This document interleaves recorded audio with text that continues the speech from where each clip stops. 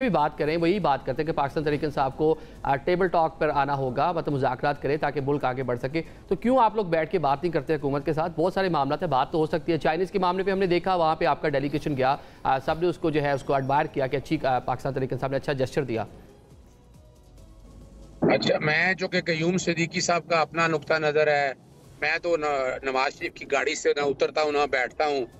और हारिस नवाज साहब जो बातें कर रहे हैं वो मैं अब समझ गया हूँ, क्योंकि निगरान सेटअप का हिस्सा रहे हैं, तो वो समझ आ गई है बात क्या है। बात जरा समझिएगा, पॉजिटिव बात करनी है। क्या इमरान खान और पाकिस्तान तहरीक इंसाफ के साथ जुल्म नहीं हो रहा? कोई मानने के लिए तैयार नहीं है। मैं तो हैरान हूँ इस बात पे। फिर इल्जाम लग जाता है कयूम सिद्दीकी का लॉबियस्ट। भाई यानी इमरान खान इतना ताकतवर हो गया कि चंद लॉबियस्ट के जरिए अपना अमेरिकी पार्लियामेंट में करारदाद पास करा दे, तो फिर अंदर क्यों बैठा हुआ जेल के अंदर? उसे तो बाहर आ जाना चाहिए फौरी तौर पर। और वो यूएन का जो वर्किंग पेपर बनाया है यूनाइटेड नेशन के अंदर, उसे फिर लीडर मान लेना चाहिए इन सबको। ये चुप करके पीछे हटे, फिर उसको आने दें कि पूरी दुनिया को कंट्रोल कर सकता है। ऐसा नहीं है। यानी ये मजाक उड़ रहा है आप लोगों का, और आप कह रहे हैं कि बैठकर आए टेबल टॉक करें। क्या टेबल टॉक करें? अभी आज आपने जो आप अपना पंजाब गवर्नमेंट है, उन्होंने वोटिंग नहीं करता था, वो गया अपना जेल। ठीक है, ठीक है, चले आपसे ये भी जानना चाहेंगे कि जो खान साहब ने मुलाकात के लिए बुलाया है जो दोनों ग्रुप्स को, आप किस ग्रुप की जानिब से जाएंगे? आप जाएंगे मुलाकात के लिए? चलिए, सिग्नल इनके फ्रीज हो रहा है जी। आप देखिए, खान साहब ने मुलाकात के लिए बुला लिया है, तो मतलब चले ये तो बात इंडोज होगी कि ग्रुपिंग है, पाकिस्तान तहरीक इंसाफ में ग्रुप बंदी हुई है जिसका पार्टी को नुकसान हो रहा है। ये तो बहुत अरसे से है, आप ये छोड़ दीजिए, पहले दिन से है। मिराज मोहम्मद खान जो पहले सेक्रेटरी जनरल थे वो क्यों छोड़ के गए थे? फिर उसके बाद जस्टिस वजीरुद्दीन जो हैं उनकी सरबराही में जो कमीशन बना था और वो सारा कुछ हुआ था, वो भी सबको पता है। तो पार्टीज़ के अंदर इख्तलाफात होते भी रहते हैं और उसकी वजह एक है। बाकी जो है मैं दूसरी तरफ आऊँगा, लेकिन अब क्योंकि सुन रहे हैं अज़हर सिद्दीक और अज़हर सिद्दीक साहब ने एक बात की है तो उसकी क्लैरिफिकेशन करना बहुत ज़रूरी है। मैं तो जर्नलिस्ट हूँ और अगर कोई अभी रैली हो रही है या उसमें चल रहा है तो उसको कवर करना मेरा फ़र्ज़ है। और मैं अगर वो कवर करने के लिए, इंटरव्यू करने के लिए अगर जाऊँगा कहीं तो वो भी एक और बात है। नॉर्मल प्रैक्टिस है, गाड़ी में बैठ के बात हो जाती है। अब ये कोई ताना मुझे समझ नहीं आया कि मतलब क्या है। बस इसी तरह की बेरब्त सी बातें जो हैं वो पीटीआई के अपने अंदर और अपने वकला के अंदर हैं। अब हमने ये देखा है कि ये कैसी वकालत है कि एक लीडर जो है वो तो जेल में बैठा है, लेकिन जो वकील थे वो एमएनए बन के बैठे हुए हैं। मतलब है कि ये तो उनको सूट करता है कि इमरान खान जितनी ज़्यादा देर अंदर रहेंगे इनकी जो है वो सियासत चमकती रहेगी। अब 9 मई के बाद की बात जो है, जिस तरह से पार्टी बिखरी है, अज़हर सिद्दीक साहब को पूछिएगा कि किसने दावत दी थी कि 9 मई करना है। कि अगर आप कौमी तंज पे सलामती के इदारों के ऊपर हमले करेंगे और फिर उसके बाद ज़ाहिर लॉ ने अपना रास्ता लेना है और उसके बाद आपकी वो होगी, आप उसको आप कहते हैं कि हमारे साथ विक्टिमाइजेशन है। ये कहाँ से विक्टिमाइजेशन है? अगर किसी ने कानून तोड़ा है तो कानून हरकत में आएगा। और रोज़ाना जो है वो अज़हर सिद्दीक साहब अदालतों के अंदर पेश होते हैं और अपने लिए और अपने क्लाइंट के लिए रिलीफ लेके बाहर निकलते हैं। एक और भी बात बहुत सारी हो रही है कि अदलिया के अंदर मुदाखलत और उसके ऊपर भी कोर्ट्स जो हैं वो सेंसिटिव हैं। अभी हमने देखा है साइफर केस के अंदर जमानत हुई है, अभी हमने देखा है बुशरा बीबी की जमानत हुई है। तो ये सारी चीज़ें जो हैं ये चल रही हैं, लीगल सिस्टम है उसके अंदर।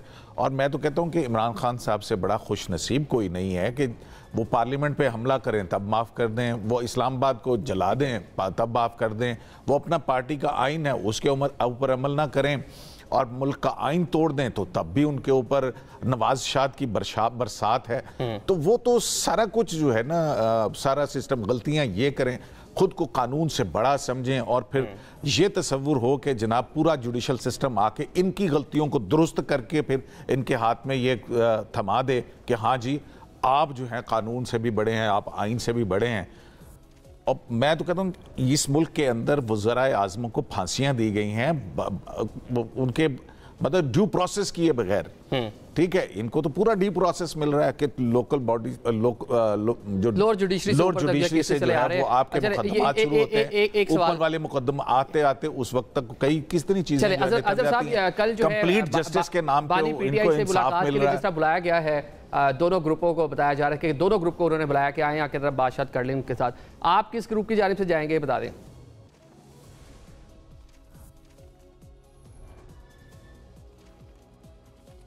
चलिए राब्ता नहीं हो पा रहा जी अजहर सदीक साहब। ब्रेकर साहब, ये पाकिस्तान तरीके साहब जो डिवीजन है इस पर बात कर रहे हैं, जिस तरह अभी हम बात कर रहे थे वर्किंग ग्रुप की यूनाइटेड नेशन के, अब जो ये रेजोल्यूशन पास हुई वहाँ पर, इसके साथ साथ अमेरिकन कांग्रेस का जो मामला है, हुकूमत पाकिस्तान पर इसका कितना प्रेशर पड़ेगा, और जिस तरह यूएन की जो वर्किंग पैनल है उसकी राय में जो कानूनी राय उसने दी कि पाकिस्तान में बानी पीटीआई तक रसाई दी जाए, तो इस पर हुकूमत पाकिस्तान के लिए क्या मुश्किलात पैदा हो सकती हैं?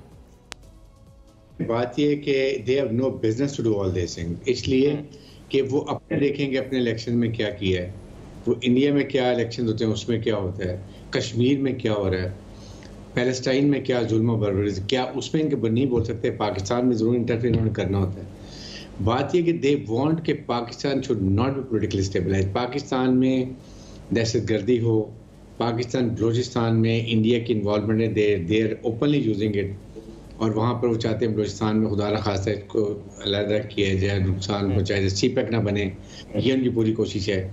सो हमें अपने मामला, we should not bother about anybody, we should be concern about ourself कि अपने अपने घर को कैसे ठीक करना है, हमने इकॉनमी को रिवाइव कैसे करना है, हमने इन हाउस अपनी जो गलती है उसको ठीक कैसे करना है, और जमहूरियत को कैसे लेके चलना है। ये हमें सोचने की बात है। यही हमारी प्रॉब्लम है कि इस वक्त ये बानी पीटीआई की कहूँ या इनके जो पोलिटिकल लीडर की गलती है कि तमाम lawyers are concentrating on politics, हर एक आगे लेना, इसको इस वक्त वो ग्रैब करना चाह रहा है जो पावर वैक्यूम हुआ है, नॉट रियलाइजिंग कि ये जज, ये सारे लॉयर्स, इवन अजहर साहब जो I lot of respect for him, कि इनको चाहिए कि जो एमएनए के साथ जो कहते हैं फॉर्म 45 का इशूज़ है वो कंटेस्ट करें इलेक्शन में, वो जाके वहाँ पर कोर्ट में करें और वो अपने आप को रिवाइव करने की कोशिश करें, बजाय इसके कि मैंने नहीं देखा कि वहाँ कोर्ट में पेशियाँ हो रही हैं, 45 फॉर्म की क्या बात हो रही, सब कोशिश कर रहे कि यही है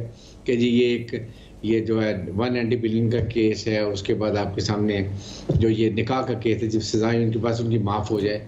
मेन इशू वो है आप अपनी मेजॉरिटी पकड़ें, आप अपनी मेजॉरिटी करें और फिर जाके डेमोक्रेटिक तरीके से आप असेंबली में अपनी पोजीशन ठीक करें, बजाय इसके कि आप हर एक को ब्लेम कर रहे हैं।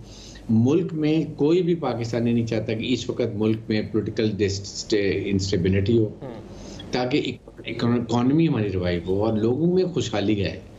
उसके बाद बाकी सारी चीज़ें हैं। इसके लिए असेंबली को स्ट्रॉन्ग करें, असेंबली को फॉलो करें। मौलाना फजलुर रहमान देखें और एएनपी, ये जो पीपल पीटीआई के साथ मिल रहे हैं, ये एक मैरिज ऑफ कन्वीनियंस है, ये अननेचुरल अलायंस है। इनके हमें पता है कि इनकी अलायंस किसके साथ है, और ये कहीं ना कहीं सिर्फ प्रेशर टैक्टिक्स है कि मौलाना फजलुर रहमान चाह रहे हैं कि मैं पीटीआई के साथ मिलूँ, एएनपी के साथ मिलूँ, मैं एक तहरीक चलाऊँ और प्रेशर डाल के ही गेट सर्टन रिलीफ्स फ्रॉम और बेनिफिट्स फ्रॉम हुकूमत के साथ। That is the issue. Otherwise दोनों की नजरियात नहीं मिलती। ठीक है अजहर साहब, हम देख रहे हैं कि फवाद साहब के हवाले से कुछ इतलात थी कि उनके साथ आपकी जो पार्टी की सीनियर लीडरशिप है उससे रब्ता किया है, उनको कहा काम एंड कूल रहे हैं, जो इल्ज़ाम तराशियाँ हो रही हैं उसको ज़रा उसका खात्मा करें। तो इस तरह का कोई रब्ता हुआ है? ऑल तो उसकी तरदीद आई भी है, कोई रब्ता वैसे हुआ है किसी स्टेज पे? अच्छा, पहली तो बात है जो मेरे पास इतलात है, ऐसा कोई रब्ता नहीं हुआ। यानी मैं दो बातें मैं कर लूं। पहले मैंने ये असल में कयूम सिद्दीकी साहब बैठे हैं जो सहाफी हैं, वही बैठे हुए हैं जी जी बिल्कुल, अब्दुल का नुमाइंदा या पीपल्स पार्टी का या कोई एस्टैब्लिशमेंट या तहरीक, अच्छा तहरीक इस्तेकाम, मैं समझा शायद वो कोई बैठा हुआ है। यहाँ मतीउल्लाह जान को बुला लेते, हसनात को बुला लेते, साकिब बशीर को बिठा लेते और वो आपको बता देते कि अदालतों में क्या हो रहा है, मुल्क के बाहर क्या हो रहा है, वो सारा कुछ सच, और सारा कुछ अब सच सामने आ रहा है। यानी मुझे बड़ा हैरानगी होती है, ये बता रहे हैं कि वोकला, अच्छा वोकला क्या करें, क्या वोकला अदालतों में पेश नहीं हो रहे, क्या नॉर्मल हालात है इस मुल्क के अंदर? यानी और कुछ नहीं रह गया भाई, किसको सिखा रहे हैं? इस मुल्क में आइन और कानून की हुक्मरानी कोई है? आज हम जो मर्जी कहते रहे। यानी मैं दो बातें आपके सामने रख देता हूँ। पहली तो बात बड़ी वाज़ेह है कि जो बाइडेन इंतजामिया ने जब मुदाखलत की, जब साइफर आया और साइफर के बाद आप नेशनल सिक्योरिटी काउंसिल ने कहा, मुदाखलत के हवाले से बात हुई, डिमार्च किया गया, वो मुदाखलत नहीं थी। अच्छा ये मुदाखलत नजर आ गई कि पार्लियामेंट इंडिपेंडेंट है और इल्जाम ये लगाता है लॉबियस्ट। यार मैं चैलेंज कर रहा हूँ, क्या मतलब है पूरी पार्लियामेंट जो है वो हम इमरान खान इतना ताकतवर आदमी आ गया कि पूरी लॉबियस्ट को, तो भाई हिम्मत हाथ छोड़ दे, फिर इमरान खान को बाहर निकाल दें आप। क्या आपकी इतनी कैपेसिटी नहीं है कि आप यूके आप अमेरिकन पार्लियामेंट को कंट्रोल कर सके? खुदारा ये होश के नाखुन लें, इस तरह की बातें मत करें। फिर आ जाए आपने यूएनओ पे इल्जाम लगा दिया। तो भाई वर्किंग रिलेशन में मलेशिया के प्रेसिडेंट का इतने केसेस वहां पर मौजूद है और ह्यूमन राइट के जितनी वायलेशन हो रही हैं वो रिपोर्ट बार बार पढ़नी चाहिए। मैं तो मुतालबा करूंगा कि वो उर्दू में, अपना फारसी में, सिंधी में, पंजाबी में रिपोर्ट। लेकिन जो वहाँ पे यूनाइटेड नेशन के सेक्रेटरी जनरल, उनके जो स्पोक्स पर्सन है, उन्होंने उसको आज ऑन नहीं किया उस तरह से।